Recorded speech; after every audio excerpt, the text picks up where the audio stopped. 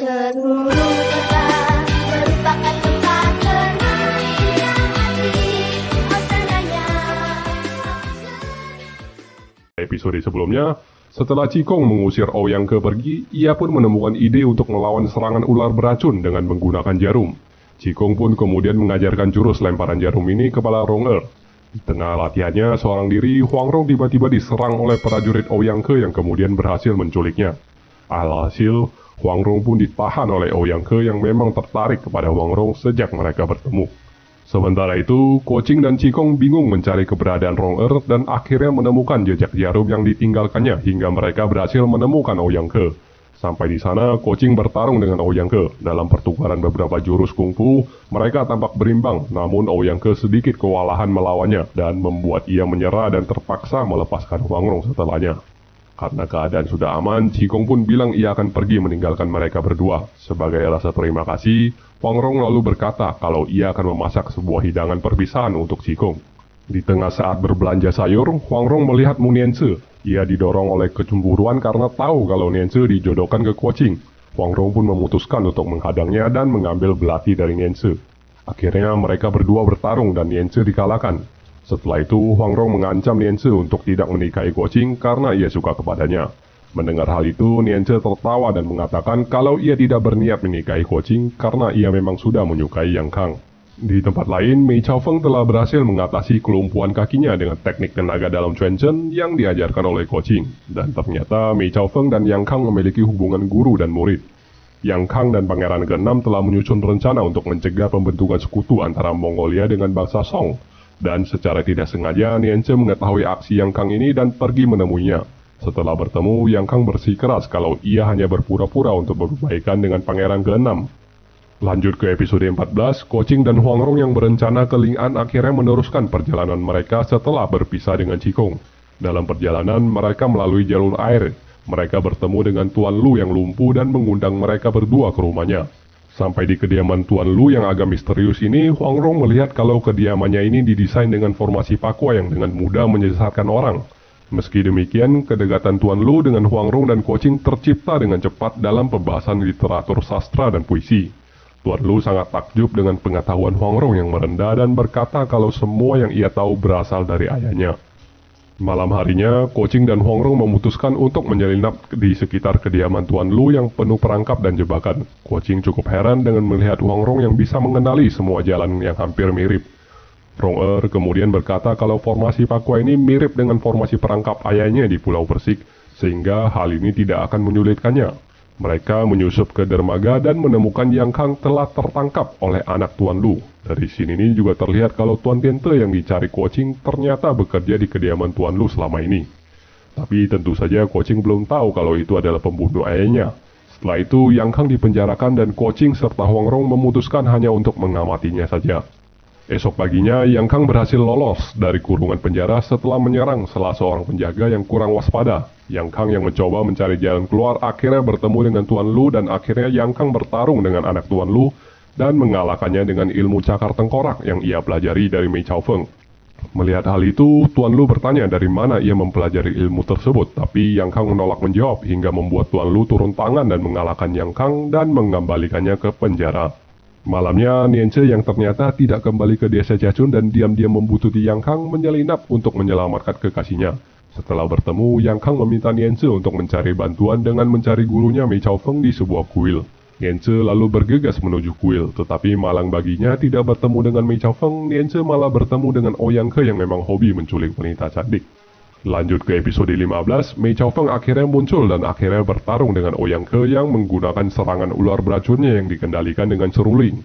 Mei Chaofeng sangat kewalahan diserang oleh ular beracun yang sangat banyak. Namun tiba-tiba muncul seorang peniup seruling bertopeng yang meniupkan alunan melodi yang sangat kuat, sehingga membuat Ouyang Ke yang tidak tahan terhadap alunan seruling itu memilih untuk kabur. Setelah itu, Tuan Lu menerima kiriman sebuah tengkorak dengan 5 buah jari dari Mei Chaofeng sebagai peringatan untuk melepaskan Yang Kang. Dari sini, akhirnya Tuan Lu menceritakan kalau ia dan Mei Chaofeng adalah saudara seperguruan. Dulunya, Mei Chaofeng dan suaminya mencuri kitab 9 bulan dari guru mereka sesat timur. Dan Tuan Lu mengejar mereka hingga ke Mongolia. Tapi Tuan Lu tidak berhasil merebut kitab itu kembali dan malah kakinya lumpuh. Mendapatkan ancaman ini, Tuan Lu meminta Kuo Qing dan Huang Rong untuk segera pergi dari kediamannya agar tidak terkena masalah juga. Tapi sebelum pergi, tiba-tiba datang seorang pesilat sakti yang berjalan di atas air dengan sebuah gentong guci air besar yang bernama Qiu Qianren yang dijuluki si tapak besi mengapung di air. Qiu Qianren kemudian berkata kalau tidak ada yang perlu ditakuti dari Mei Chao Feng dan berkata akan membantu Tuan Lu melawannya. Mendengar hal ini, akhirnya Kuo Qing dan Huang Rong tidak jadi pergi dan kembali ke kediaman Lu. Qiu Qianren yang sombong kemudian memperagakan ilmunya dengan meremukan bata menjadi butiran debu dengan jarinya dengan seketika. Tidak lama, keenam guru Kuo Qing juga secara tidak sengaja melewati kediaman Lu dan bertemu lagi dengan Kuo Qing. Para gurunya marah dengan kelakuan Kuo Qing yang kabur dengan Huang Rong. Setelah itu, mereka bergabung untuk tinggal di kediaman Lu menunggu kedatangan Mei Chao Feng. Dalam jamuan makan malam, Qiu Qianren kemudian menyinggung Yang Kang yang dipenjara adalah anak dari Pangeran Qin. Ia kemudian menyarankan agar Yang Kang dibebaskan karena tidak baik berselisih dengan bangsa Qin. Mendengar hal ini, tentu saja Tuan Lu dan 6 pendekar Jiangnan merasa kecewa dengan sifat Qiu Qianren yang ternyata membela bangsa Qin. Merasa tidak sepaham, Tuan Lu pun akhirnya meminta Qiu Qianren untuk pergi saja dan ia kembali memperlihatkan kemampuan kungfunya yang tinggi dengan memotong cawan giok dengan jarinya. Melihat hal itu, Kuo Qing lalu mengajak Qiu Qianren untuk duel. Dalam duel, Kuo Qing terpukul oleh tapak Qiu Qianren, tapi ia tidak merasakan sakit. Lalu Kuo Qing menantangnya untuk memukulnya lagi dan membalasnya. Kuo Qing lalu bilang kalau kungfu dan tenaga dalam Qiu Qianren sangat lemah dan tidak seperti yang sudah ia pertontonkan sebelumnya. Saat itu juga Mei Chao Feng muncul dan meminta agar Yang Kang dilepaskan dan mereka siap bertarung satu sama lain. Qiu Qianren lalu mencoba mencari kesempatan kabur dari situasi tersebut, tapi tidak berhasil. Lalu ia mengatakan kalau sesat timur telah mati dibunuh oleh pendeta Chuan Chen untuk mengacaukan keadaan. Mendengar hal itu, Tuan Lu, Mei Chao Feng, dan Huang Rong merasa sedih. Lalu pelajar bertangan cepat mencium bau kecurigaan dan merebut cincin giok dari Qiu Qianren dan memperlihatkan ternyata trik Qiu Qianren memotong cawan giok ini berasal dari cincin yang dipakainya. Pelajar bertangan cepat lalu mengatakan kalau ini adalah bukti bahwa Qiu Qianren ini tukang tipu dan jangan masuk ke perangkap berbohongnya. Lanjut ke episode 16, akhirnya Qiu Qianren mengakui kalau semua kebohongan dan triknya. Gentong air besar yang ia angkat dengan berjalan di atas air ternyata adalah trik juga dan akhirnya Qiu Qianren diusir dengan menyuruh ia melompat masuk ke dalam sungai. Setelah itu, Mei Chao Feng mengungkap dendam lama dengan Kuo Qing dan 6 gurunya yang membunuh suaminya dulu. Sementara itu, pendekar Jiangnan mengatakan kalau saudara mereka juga ikut tewas di dalam pertempuran dulu. Pertarungan pun tidak terhindarkan, akhirnya Kuo Qing dan Mei Chao Feng bertarung. Kungfu Kuo Qing yang meningkat pesat setelah berguru dengan Qigong membuat Mei Chao Feng tidak mudah mengalahkannya. Namun, Kuo Qing tetap kalah setelah terkena racun dari Mei Chao Feng, sehingga membuat gurunya ikut turun tangan melawan Mei Chao Feng. Satu persatu dari mereka berhasil dikalahkan, tapi akhirnya Huang Rong meminta Kuo Qing untuk menggunakan serangan tapak senyap. Serangan itu membuat Mei Chao Feng kalah karena ia tidak bisa melihat. Namun tiba-tiba muncul lagi pria bertopeng misterius yang menyelamatkan Mei Chao Feng dan membawanya pergi. Pria ini lalu mengalirkan tenaga dalam kepada Mei Chao Feng dan meminta ia untuk kembali bertarung melawan Kuo Qing nanti.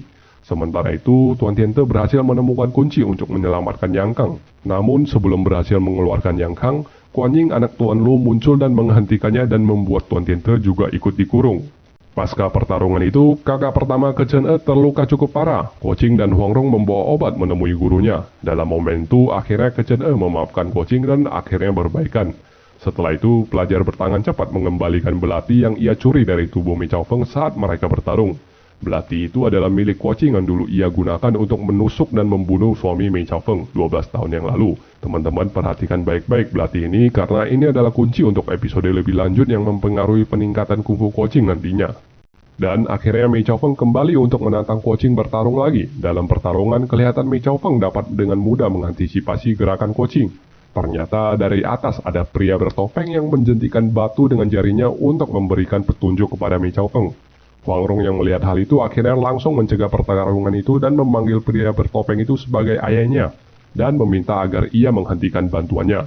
Akhirnya pria bertopeng itu turun dan menunjukkan dirinya. Ya, dia adalah Huang Yaose, si sesat timur, ayah dari Huang Rong sekaligus guru dari Mei Chao Feng dan Tuan Lu. Setelah itu, Huang Yaose memberikan arahan kepada Tuan Lu untuk mengajari anaknya kungfu Pulau Persik. Ia juga memberikan sebuah petunjuk kepada Tuan Lu untuk dilatih agar kakinya yang lumpuh bisa sembuh kembali. Lalu ia menceramai Mei Chao Feng karena tindakannya dulu yang mencuri kitab 9 bulan maka semua saudara seperguruannya yang menjadi diusir. Huang Yause lalu meminta Mei Chaofeng untuk mengembalikan kitab 9 bulan, tapi Mei Chaofeng mencari seluruh tubuhnya dan tidak menemukan kitab tersebut. Ia berkata kalau kitabnya sudah dicuri oleh pelajar bertangan cepat di pertarungan sebelumnya. Lalu pelajar bertangan cepat bilang ia tidak mencuri kitab itu dan hanya mencuri obat penawarnya saja. Melihat dari karakternya pelajar bertangan cepat bukanlah orang licik yang suka berbohong, Mei Chaofeng menjadi bingung kemana hilangnya kitab 9 bulan miliknya.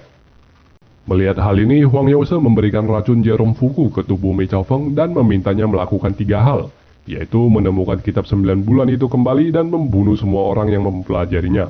Setelah itu, Mei Chaofeng harus memotong tangannya karena telah mempelajari ilmu 9 bulan. Setelah itu, Huang Yause berbincang-bincang dengan Rong Er yang terus menyebutkan kakak Qingnya. Ayahnya berkata kalau Ko Qing sudah membunuh muridnya, malah anaknya suka padanya. Akan tetapi, Rong Er terus membelanya dan mengatakan kalau itu terjadi di saat Ko Qing masih kecil dan tidak secara sengaja. Huang Yause lalu mengajak putrinya untuk ikut dia pulang ke Pulau Persik, tapi ia menolaknya. Tiba-tiba mereka bertemu dengan Ko Qing yang lagi berlatih. Melihat hal itu, Huang Yause mempermainkan Ko Qing dengan memintanya untuk memukulnya dengan jurus tapak naganya. Ko Qing tentu saja tidak berani. Dan Huang Yause bilang kalau ia tidak berani maka ia harus menerima serangan tapak darinya. Akhirnya Rong Er pun menghentikan ayahnya dan setuju untuk ikut dia pulang ke Pulau Persik. Ko Qing berjanji ia akan menyusul ke Pulau Persik 1 bulan kemudian lagi. Setelah ditinggal Huang Rong, Ko Qing pun minta pamit kepada Tuan Lu dan ke-6 gurunya untuk melanjutkan perjalanannya mencari Tuan Tiente. Sebelum pergi, Ko Qing memohon kepada Tuan Lu untuk melepaskan Yang Kang karena bagaimanapun juga Yang Kang adalah anak dari pamannya. Tuan Lu setuju lalu melepaskan Yang Kang. Tuan Tiente kemudian juga diampuni oleh Tuan Muda Lu setelah Ko Qing memohon untuk dirinya. Setelah itu, Tuan Tiente berterima kasih kepada Ko Qing dengan berkata, "Aku, Tuan Tiente, akan seumur hidup berterima kasih kepadamu." Dan berakhir sudah episode ke-16 ini.